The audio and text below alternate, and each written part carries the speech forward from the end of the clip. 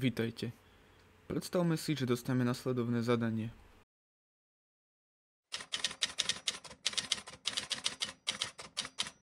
Majme ľubovoľný Cybertruck, ktorý sa pohybuje priamo a iba smerom vpred. A našou úlohou je zistiť, akou išiel priemernou rýchlosťou. Vieme, že prešiel dráhu 500 metrov a čas, ktorý sme mu pritom namerali, bol 20 sekúnd. Keďže auto nejde konštantnou rýchlosťou a na začiatku zrýchľuje a na konci brzdí, počítajme iba priemernú rýchlosť. Vzorec pre výpočet priemernej rýchlosti je V z anglického slova velocity, T od slova time, teda čas, a D od slova distance, teda dráha. Priemerná rýchlosť sa rovná dráhe, ktorú vozidlo prejde podelenú časom. Čo dáva zmysel, pretože rýchlosť vyjadruje, koľko objekt prešiel za určitý čas. V našom prípade poznáme, že prešiel 500 metrov za 20 sekúnd, čo po vydelení vychádza 25 metrov za sekundu. Skúsme si premeniť jednotky na niečo, čo nám je bližšie, napríklad kilometre za hodinu. Keďže vieme, že 1 hodina má 3600 sekúnd a 1 kilometr má 1000 metrov, na druhej strane rovnice sa ich pozícia vymení, aby sme zachovali rovnosť. Po vynásobení 3625 a následnom vydelení tisíckou dostávame rýchlosť 90 km za hodinu.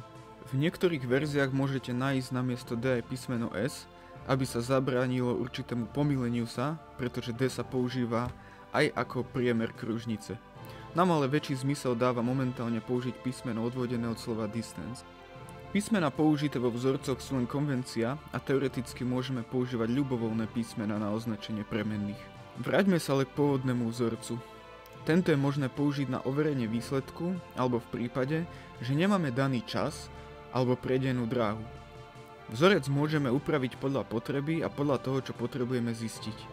Povedzme, že poznáme priemernú rýchlosť a čas, za aký touto rýchlosťou auto išlo. Upravme si vzorec tak, že na jednej strane budú namerané hodnoty a na druhej veličina, ktorú chceme zistiť.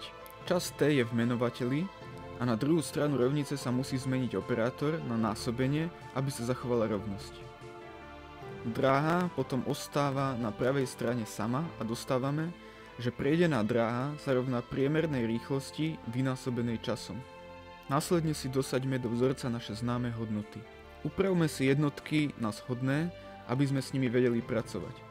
Operácie musíme vykonávať so shodnými jednotkami a keďže čas máme v sekundách, premeňme si rýchlosť na metr za sekundu. Ako výsledok dostávame našu prejdenú dráhu 500 metrov, čo sa shoduje s predchádzajúcim prípadom.